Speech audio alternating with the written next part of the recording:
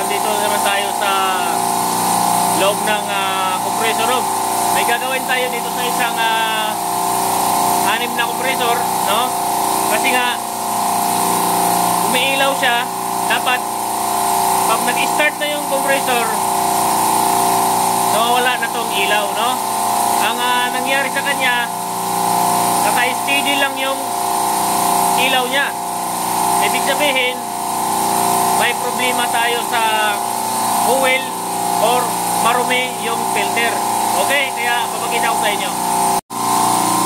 Yan mga kabuhay OFW. Pero bago natin gagawin yan, siyempre naka-off na yung switch mo.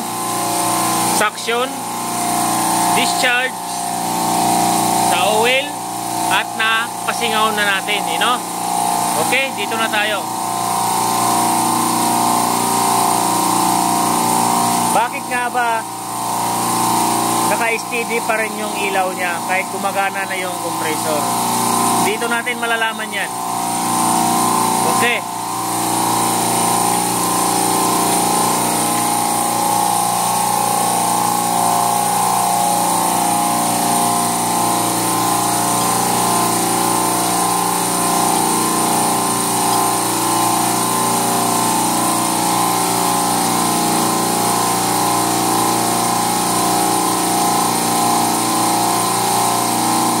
Kita mo yan? Ito yung dahilan niya bakit nag-trip yung compressor natin at naka-steady lang yung ilaw niya. Dapat off yan. Katulad dyan. Oh, gumagana yan. Dapat ganyan siya. Okay. Kung pwede nyo naman din remove mo ito lahat para malinisan din to. No? Okay, linisan lang natin to. Tapos, ibalik. Pagkatapos na ibalik, vacuum tayo. Yan mga kamaster, no? Nalinisan na natin. Pwede nyo rin tong i-remove to para malinisan nyo rin tong pump. Okay? At yun na nga, makikita nyo yung ilalim nya.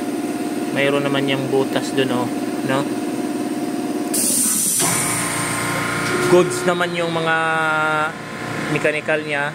Bakit nga ba siya nagtitrip? Dahil nga dito sa sobrang dumi, no?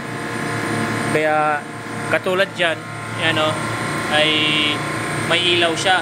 Ibig sabihin hindi siya gumagana, no? Kapag umandar siya, nawawala yung ilaw. Okay?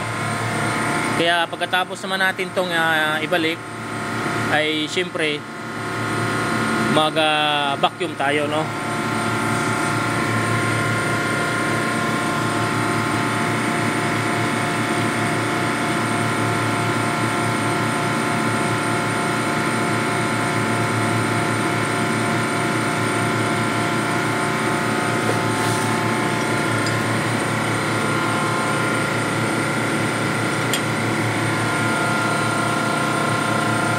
Okay. Kunik lang natin to ulit.